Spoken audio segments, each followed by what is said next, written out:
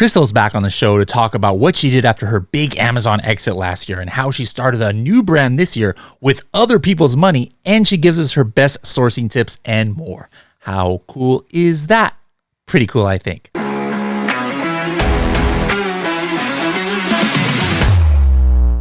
How can you get more buyers to leave you Amazon product reviews? By following up with them in a way that's compliant with Amazon terms of service. You can use Helium 10 follow-up in order to automatically send out Amazon's request a review emails to any customers you want. Not just that, but you can specify when they get the message and even filter out people that you don't want to get that message, such as people who have asked for refunds or maybe ones that you gave discounts to. For more information, visit h10.me/follow-up. You can sign up for a free account or you can sign up for a platinum plan and get 10% off for life by using the discount code SSP10. Hello, everybody, and welcome to another episode of the Serious Sellers Podcast by Helium 10. I'm your host, Bradley Sutton, and this is the show that's a completely BS-free, unscripted, and unrehearsed, organic conversation about serious strategies for serious sellers of any level in the e-commerce world. And speaking of different parts of the world, we are going right now, I believe. Are we live in Singapore? Is that where you're at right now? That's correct. Yes. All the way back in Singapore. It was nice to be out in Singapore a couple times. Was it this year or last year? But I got to do the touristy things there, like see the gardens and look at some places that was in one of my Korean dramas I was watching. So I love it out there in Singapore, but this is not your first time on our show. Crystal has been on the show. We're not going to go too much into her backstory because we have it I have it written here in my notes, episode 351. So if you guys want to find out her crazy story about how I discovered her from an Amazon YouTube channel and then found out that she had invested $100,000 into her first Amazon business and brought it up to 7 figures, had to exit. And basically that was, I don't know, about a year and a half or a little bit less than a year and a half ago. So now this episode, we're not going to be going into too much of the backstory, but again, if you're watching or listening to this and it's your first time listening to Crystal, maybe pause this, go to h10.me/351, get her backstory because we're going to be talking about it as if you guys know about it already. So Crystal, we were just talking, like, I know you've been traveling a lot all over the world, going to weddings and going back home to China and everything, but I want to go all the way back to the last time we talked. And at that time, you were not, I don't want to say retired, but you were kind of like still in the aftermath of your exit and just kind of like kicking back and traveling and stuff. So was that pretty much your life for a year or so, or what was going on after that exit? Yeah, no. So actually, when we talked, I believe it was pretty much exactly a year ago. I was, as you said, traveling and also kind of manage my finances at the time because I think, this should be in the 30 seconds tip, but I'll say it now anyway.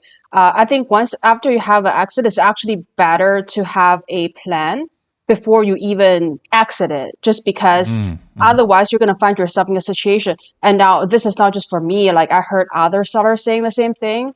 Like it will be a period of time when like, you're just like, what am I going to do next? Right. And I heard, people saying that, for a few months or maybe like a year, they're just like, oh, like, what's next? So I know people who have the plan before they make an exit. Perhaps they already started another brand, or like they know, they're going to dedicate a few months to traveling. So they're planning that already.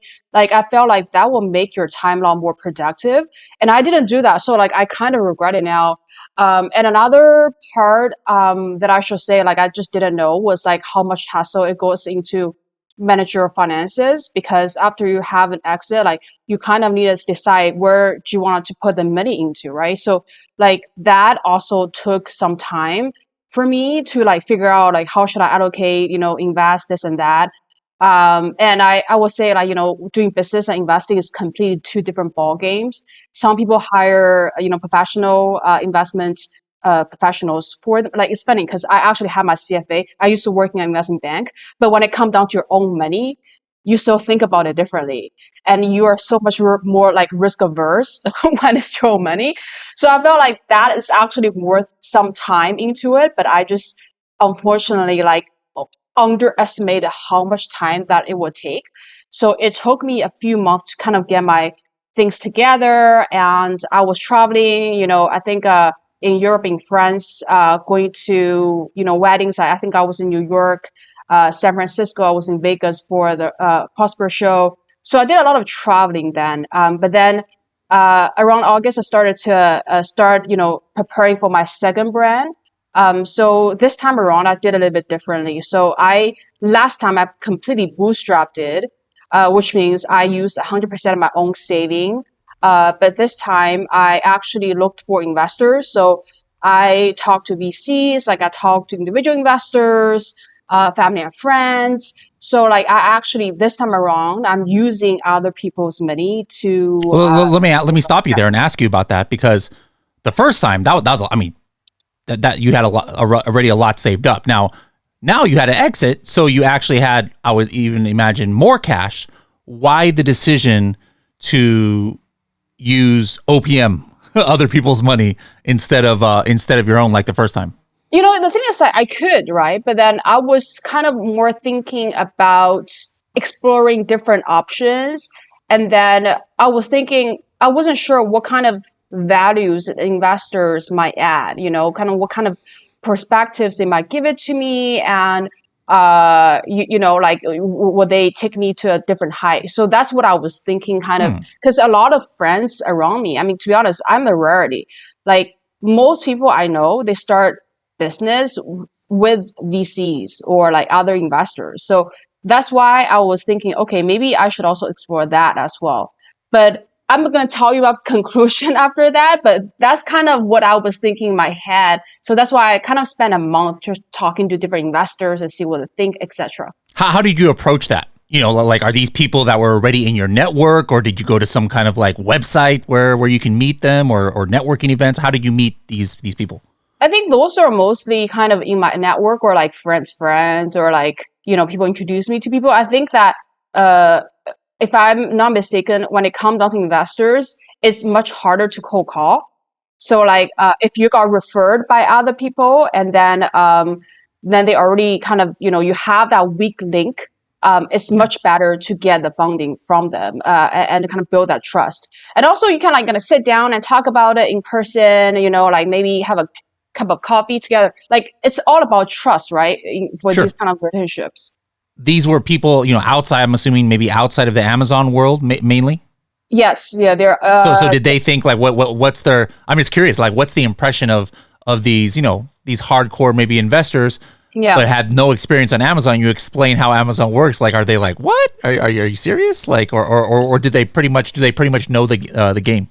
So I think, and I felt like I wanted to get into it later, is that I never kind of positioned myself as a Amazon only business, because I try to position myself as like, hey, I wanted to do this brand, and this is what I'm thinking about, and this is my direction, this is my track record.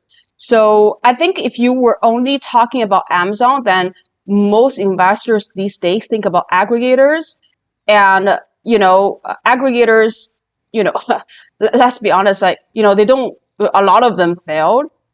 So like it kind of doesn't give like Amazon like a good rap on the street, when it comes down to investors. So like I would just kind of tell them that, this is my track record, and Yeah. this is what I wanted to do. This is the gap in the market, etc. For somebody brand new, it might have been harder. First of all, they don't have people in their network like that, and then coming in with no tracker. But you can show them, hey, well, first of all, me, like, because these are people from your network, and second of all, hey guys, here's my resume of already exiting and building a big business. So that definitely helped, I'm sure. Yeah, I felt like it helped, but also in the meantime, like I felt like investors are naturally skeptical. So even if you have a track record, like they might be willing to take a call with you, but it doesn't mean that they will give you the money. So it's like they always have this sort of KPIs where like they're, oh, tell me about it when you hit this KPI or something like that. And my conclusion, by the way, even though I raised some money, but like I kind of stopped at some point, because my conclusion is that for a consumer goods business, if you do have a good product, you don't need to raise a lot of investors' money. So I felt like investors put a lot of money into, say, something like a technology, because technology has a long process of R&D. And that process needs a lot of funding because it's going to go through a period of time. When that happens, there's no return. They don't have any income or something like that. Versus for a consumer goods business, the setup capital is much lower than a high tech company. And your product, if it does well, can fund your business going forward. So technically, it's kind of like a cash flow business. It doesn't need like that millions of dollars to start off with in the first place, unless you are, like I felt like in the, say, 10 years ago when the D2C model was much more popular in investors world, where like they will spend a lot of money building like website, putting in advertisements, money like PR, that kind of things where like they build the hype up. But that's a different model. So that's not Amazon, right? So, and that's kind of my conclusion after the whole, experience in fundraising. Okay, so but did you go? I mean, for your new Amazon business, did you end up choosing somebody and saying, "Hey, let's work on this together," or did you, and at the end of the day, end up using your own money again? Yeah, so did use some of their, I did use other people's money to build this business, but I Okay. also put my own money into it. And when you approach them, like, did you already have some idea? Like, did you already have the product in mind and the brand in mind, or were you just like, "Hey, let's build something together and let's work on it together and decide what it is"? So how did that So work?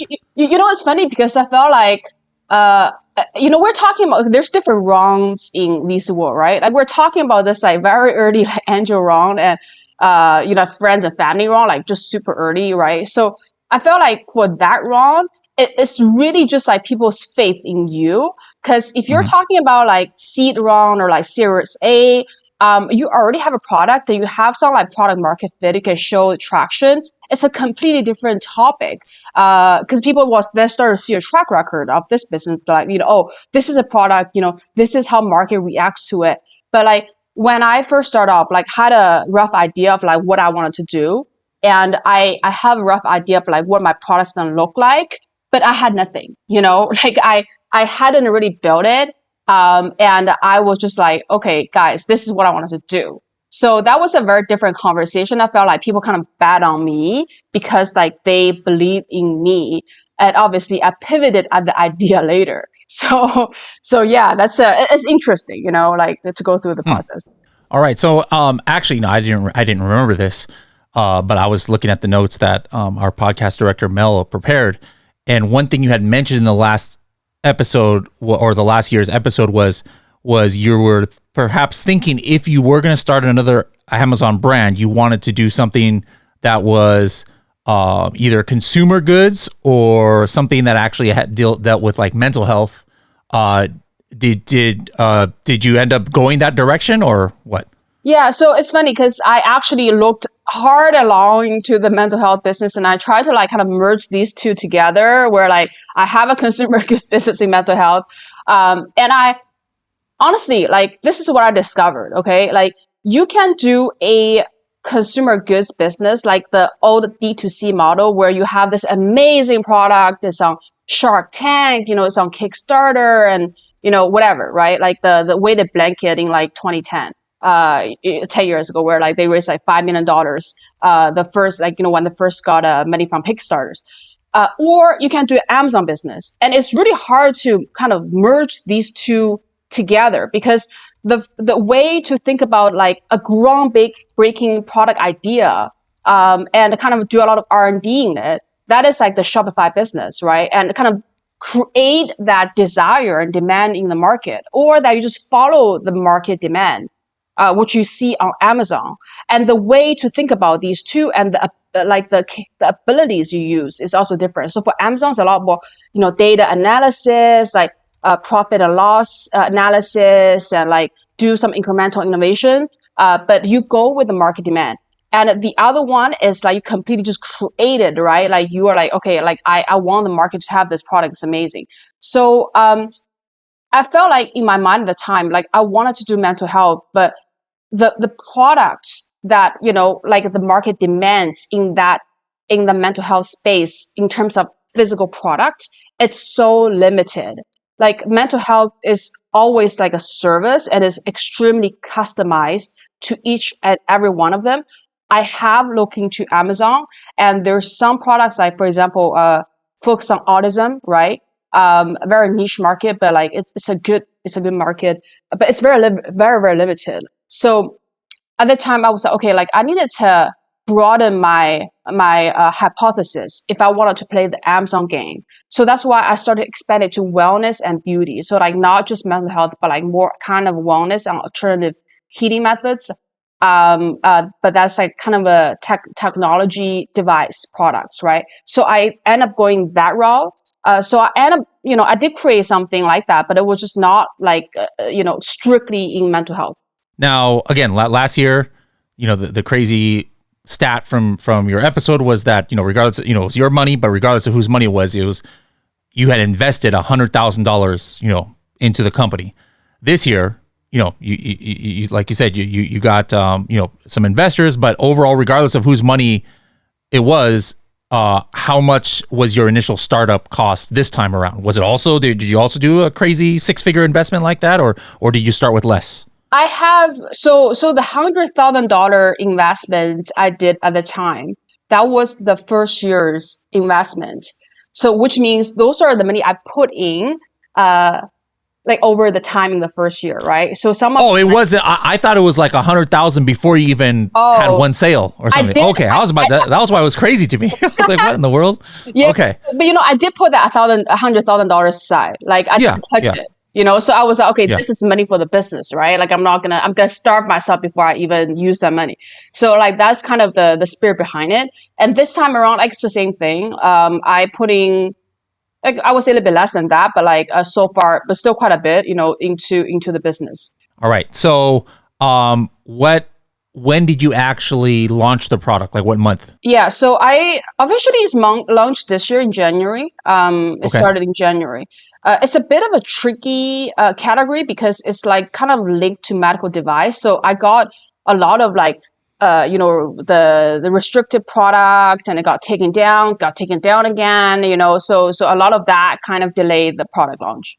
Okay, but and then did you start with one SKU, or did you have a variety of ones that you started with? Yeah, so I did start with like 2, 3 SKUs. So like I kind of just go hard on it for a little bit. Instead of last time where like I think even last time I was going a bit aggressive to compared to, some other people. Like I probably start with one, but then I added two the month after. So so far, like I have had 3, 4 SKUs. And how has it done? I mean, obviously, like you said, you've run into some hiccups. Have those hiccups been resolved, and Amazon is not restricting it anymore? And then, do you have steady sales now? Have any of the products failed already, or have any of them taken off? What's going on? So I mean, I would say most of the existing product SKUs, they're quite stable and they're generating sales, but I constantly would have new SKUs that I want to launch to be taken down. So like in this category, I think that's just a constant struggle. And as far as I know, like not just me, but like anybody in this kind of like medical-ish wellness space, you just need to be extremely careful of what you say. Otherwise, you will need to have FDA approval, this and that. What attracted you to make you pick this? What did you just see a lot of demand, and the existing competition was, you felt not strong and easily beatable, or is this something that you thought, maybe the demand isn't quite there, but you foresee the demand going up? Or what made you choose this? So I think my logic to play Amazon game is very similar. I think that Amazon is a very bottom of the funnel channel. So like, think about Shopify or whatever. That's like a top of the funnel channel where like people go there and it's cold traffic. But like unless they know your brands and they go look for it. But like for Amazon, it's the bottom of the funnel. So like you cannot be the market demand, in my opinion, right? Like the easiest way to go with it is just to kind of flow with it. So I always take the approach where like I want to be in a market where there is demand and there's less competition. So like I think everybody does it slightly differently, but like that's just kind of my logic always. What has been your best month so far of sales? And my month of sales has always been quite stable, like around 5 figures. So that's kind of because I haven't really launched more products. Mhm. So yeah, because I think last product launch was February, March. So that has been like kind of constant, the stable figure. Is it profitable already, It or is still profitable. trying? Yes. Okay, well, that's pretty good. It's not something that always can be achieved. All right. So, what was your strategy for launching? Did you just use PPC, or did you build up a social media? Did you send outside traffic? Run any Google ads or anything like that? Yeah, so like I'm planning to run Google Ads later on. So far for the products I launched, I actually just used my BBC. Mm-hmm. And then, but I think I'm gonna probably start running Google Ads very soon in the future. I think it's also because at the time, my website I just built it and like I didn't quite like it, so I didn't want it to. I guess you can run Google Ads to Amazon, but like I was like, okay, I'm not sure if this brands look legit. With my website, like I didn't really feel like it was up for it. So I didn't really want to go outside of Amazon, but I think over time I'll start to run those outside traffic as well. What are some other strategies that you utilize to, because it's like not everybody can be making over $10,000 a month right off the bat, because that means it's already instantly six figure business. So what helped you, in this very difficult niche to already start, having that kind of volume?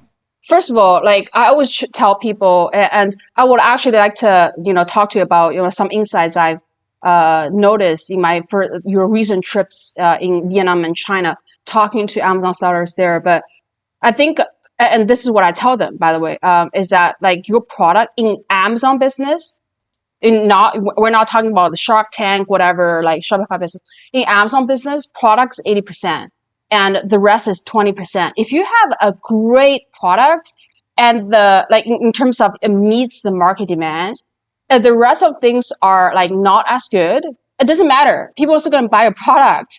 So the product comes first. And then is your quality of products that will be measured by your rating, right? And so if you have these two things, then you're pretty much winning most of the game. So that's what I kind of do too. Like I would only, you know, pay, like I will only place an order if I'm 100% confident in the product. And that's what I would say like I do. And then the second thing is I try to build my credibility.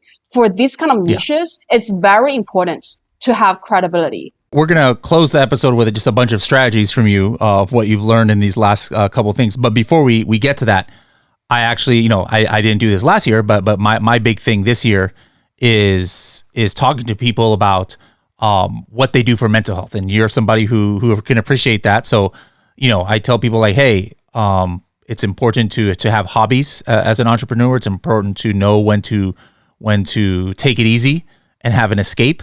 Because sometimes, as you said, when you first started, you were just working, 20 hours a day probably, and then that's not good for your physical or mental health. So I'm wondering, my hobby is travel and stuff. So I'm wondering what's your hobbies as far as what you do to kind of relax, and then what are some routines that you have for either mental and or physical health? Oh gosh, I feel like there's so many. So like another reason, by the way, I actually didn't get to that.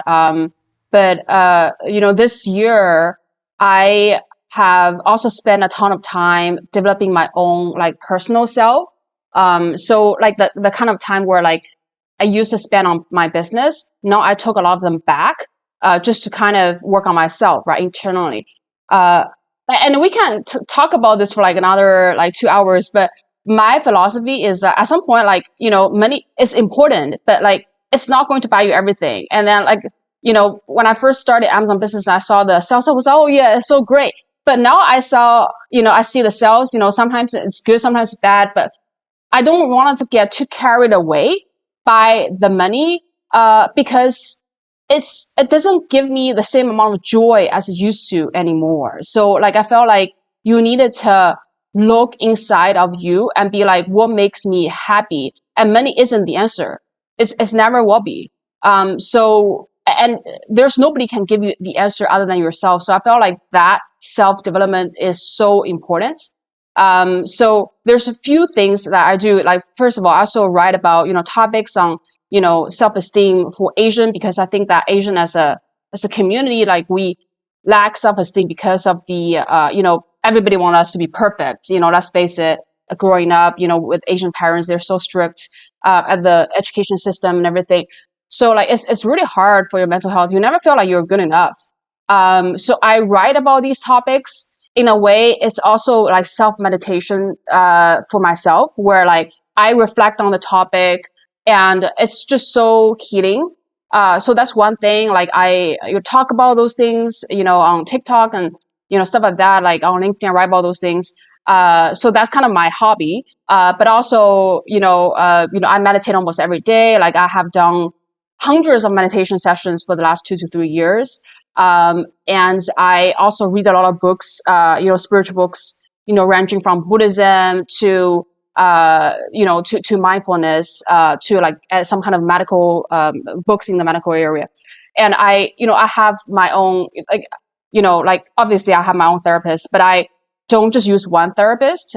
So like, for example, I also going to like use energy healers. I go use medium. So like I go to that route, to kind of make myself understand, like the things in the spiritual world, because there's things in the material world that we talk about, but in the spiritual world, there is such a rich Sounds like world. you need a coffin shelf. I think you might be the target market for for my spooky stuff here. Oh my God. I was just talking to my quality inspector the other day in China. They told me that the most spooky inspection they ever done was like to a actual coffin company, and they need to inspect the coffins. It was so So they had to creepy. lie inside of it and Yeah, they need stuff to to lie see. inside of Oh my it. goodness, nah. I'd be like, nah, I'm good. All right, yeah, this passes. This passes. Okay, so that's some good, mental health and physical health, routines. But what about some specific? Let's going back to Amazon strategy or marketing, like specific PPC strategy, specific keyword research you were doing, listing optimization, I actually want leveraging to. AI, like whatever. Yeah. What can you tell us? I will go back to a few sourcing tips. First of all, I'm Chinese, right? I was born and raised in China, spent like 20 years there. So I know China like quite well. And so I felt like that I can give some advice on. And secondly, like Sure. I felt like a lot of people, like let me put it this way.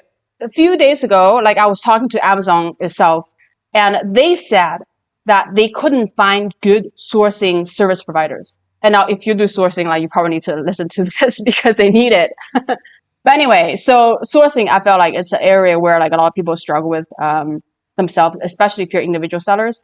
From China, like the first thing I want to say, and I think that Kevin King probably said it in one of his courses with you as well, but he said that in China there's different areas for sourcing different things. So if you wanted Yeah. to like source for like wood, you might need to look in one area. If you wanted to like source for textile, you need to look for another area. And if you wanted to source for electronics, some other area.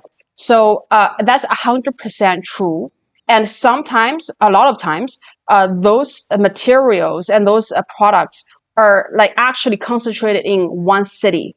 So that means if you source anywhere outside of that specific city, you're actually getting worse material, worse product, and worse price. So like when you look for factories, like always try to like see where they are located and see like whether they are in the area that these products have like are concentrated in. So that's number one.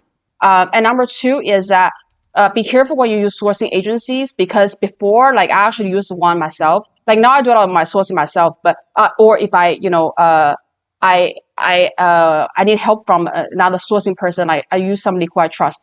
But sourcing agencies, always be careful when they're in China, because you needed to, first of all, sometimes they get kickbacks from the factories. So maybe they were like, okay, I'm going to do a sourcing. This is a price, and this is the money I charge you, but they also keep some money to themselves from the factory. So you need to be extremely careful of that. Mm-hmm. And then one way to get around it is that like I would just have them to give me a list of factories, right? If I were to be the person who used a sourcing agency, and be like, I'm going to reach out to them myself, right? Like don't reach out to them like your work is done here or something like that, or do like project with them. And it ends there. Or I will also go reach out to a few more factories, besides the one they suggest me, just to compare the price and terms and stuff like that, to see if there's no abnormalities there. And then you also need to always order maybe like few samples from the sourcing agency, but also some factory you choose. Because in the past, when I used the sourcing agency, every single time the factory, the sample they give it to me is always worse than the samples I found myself from other factories for some reason. So quality is right. That's why the price is cheaper, and perhaps they also have a kickback themselves, right? So that's something I Yeah. wanted to say. Yeah. Okay, that's good. I think that's important to understand about that. What about on the negotiation side? Obviously, not everybody is a native Chinese speaker, and you would have advantage over me, for example, or my daughter can speak Chinese, so I can probably get her Oh, that's a good. little bit. But but for the average person from Europe or North America, what are some tips on negotiation? How can we get the best deal out there? Best deal out there, man. I think it really depends on who you're talking to. So it is funny because like some of the companies, they have like almost two divisions. They have a international division and they have a local division. And if you are like a foreigner, a Westerner, they give you a white person price. And if you are Chinese, you talk to the main Mandarin, they give you a Chinese person price. And the Chinese person price will be cheaper than, the Westerner price. And this is validated. Like I know this because they told me.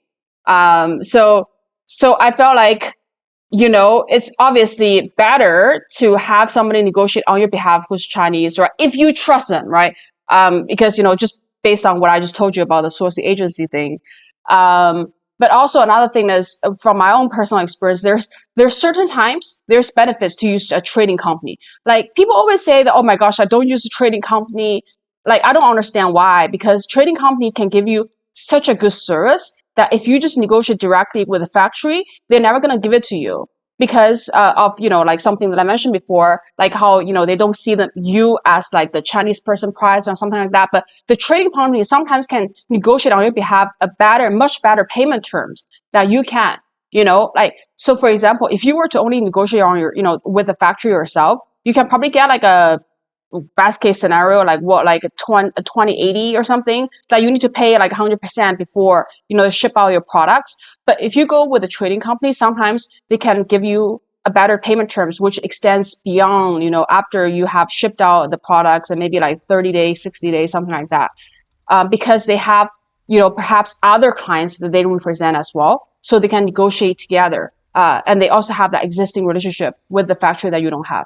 All right. So speaking of sourcing in China, again, I meticulously follow your Instagram because I love living vicariously through others' travels as well when I can't travel. And unfortunately, I haven't been able to get back to China. And I know I saw you a couple of times, it seemed, went back to China. I'm assuming maybe checking with, your sourcing or your factories. But tell me about your trip to China. Like, what did you learn? Because I think even for you, that was the first time you've been back in China before the pandemic, right? Right. So I think, yeah, I have, it's really eye-opening experience recently traveling in different countries in Asia, China included. I also went to Vietnam. Amazon invited me over as a speaker in, I think like a huge big Amazon event in Vietnam where they recruit sellers from.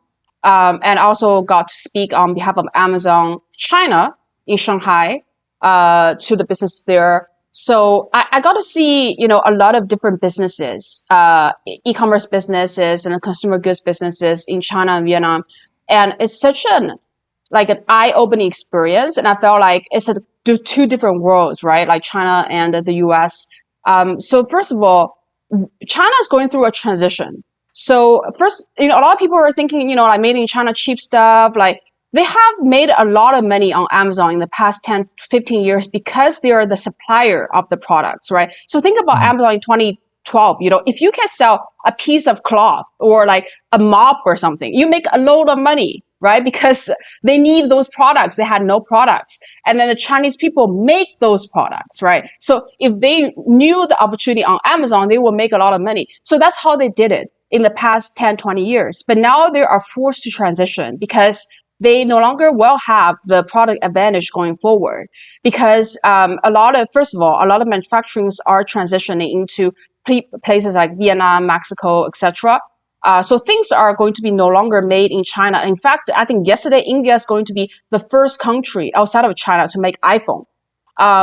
So secondly, that Chinese economy currently is going, pretty bad.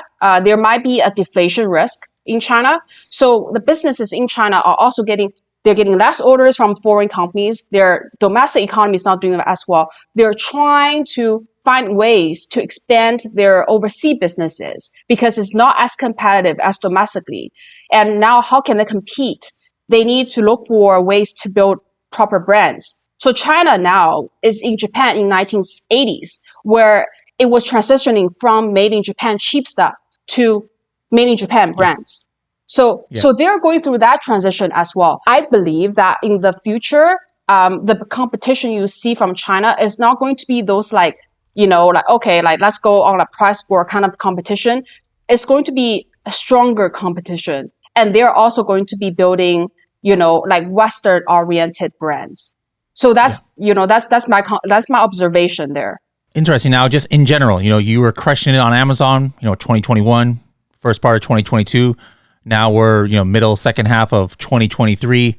What's your outlook? Because I'm sure you've seen it's not 100% the same game as it was even just 2 years ago. So what's been, some of the biggest differences that you've seen, and do you have any outlook on how it's going to be maybe next year? Yeah, so I think because I have built a brand, I started built one in 2020 and I started build another one in 2022. I have seen a lot of differences in comparison. So first of all, like Amazon in 2023, there's so much more competition. And I think everybody knows that because, D2C brands are getting to Amazon, retail brands are getting to Amazon, Amazon originated brands are getting outside investors. So which means they are stronger themselves. Individual brands are got bought out by aggregators, which means they're getting institutionalized. So the competition is in a complete different level. Like, let me put it this way. In 2020, for example, when A plus came out, there's less than 50% of people in my category are using A plus. Now everybody is using A plus. Like that is a basic requirement, right? Almost to people. So it's definitely getting very competitive. So I think it's very important that you have a reason behind beyond making money to get into the game. So first of all, you need to have either a good product, which means a distinctive advantage in your product, like a patent, or something that's a differentiator that is harder to copy, or in a good category. And either that or you are well funded, so you are able to do more on marketing, more in product development, and also you can't just rely on Amazon as one channel. You need to go all channels. And I felt like I have heard this from other people too, but I think in 2023 it becomes a lot more important than before, just because of the sheer amount of competition. All right. Well, you know the drill. Since this is your second time around, we always close with a 30-second tip. But before we get to there, how can people find you on the interwebs? Maybe they follow your story a little bit, maybe reach out to you in the future. Yeah, so I'm actually, if you are interested in, for example, offering unique services that you think is suitable for Asian sellers, just because, I do have a network here, in Singapore and in China. And, just because of what I mentioned before, where they are trying to, build, actually Western brands. So if you do offer unique services in those areas, I am looking for good partners, service providers to work together. And if you have unique product ideas or you want to work together in any kind of capacity, you can always reach out to me. On Instagram, my name is, the handle is literally Crystal Ren, but Xtalren, so XTALREN. That's my Instagram handle. You can DM me anytime if you wanted to contact me for anything. All right. What's your 30-second tip of the day? So I actually already told you, Brady, the sourcing tips. I know, but now you got to come up with another one because you burned it at the beginning of the episode. So now you got to think of another one. One tip I learned to increase your productivity, by the way, is to color different activities you do. So put everything together on your calendar. Like if you go take a shower, you put it on your calendar. If you go to do some paperwork, you go put it on your calendar, but you want to categorize them differently. So for example, I categorize them based on, deep work, shallow work. So deep work could be something like a drafting an agreement, right, with a supplier. And that will probably take like 2 to 3 hours of uninterrupted time. And shallow work would be something like, I don't know, like, putting together expense report, So that's some kind of administrative work that you need to do. There's other things, for example, like personal time, a shower. So you mark them differently to make sure that you have enough of deep work time a week, so that how many hours you spend on deep work, how many hours you spend on shallow work, which is something that you want to shrink as much as possible. And how many hours you spend on personal time, which maybe perhaps that's something that you want to protect, right? And you also want to make sure that you have a balanced life, so you're not overworking. So by coloring them into different categories, you can see that visually, whether you're being productive and whether you are having like a balanced week. And that's what I've been doing for now, like 6-7 months now. I like it. I like it. So you gave us 2 30-second tips, one at the beginning, one at the end. I like it. All right. Well, you've done a lot in the last few years, and we'll definitely have you back next year, and who knows what you're going to be able to tell us. Maybe you've already exited this new medical brand then, or maybe you've grown it to 7 figures. I'm very excited to see what the future holds. Look forward to seeing you hopefully at an event, and wish you the best of success in your endeavors.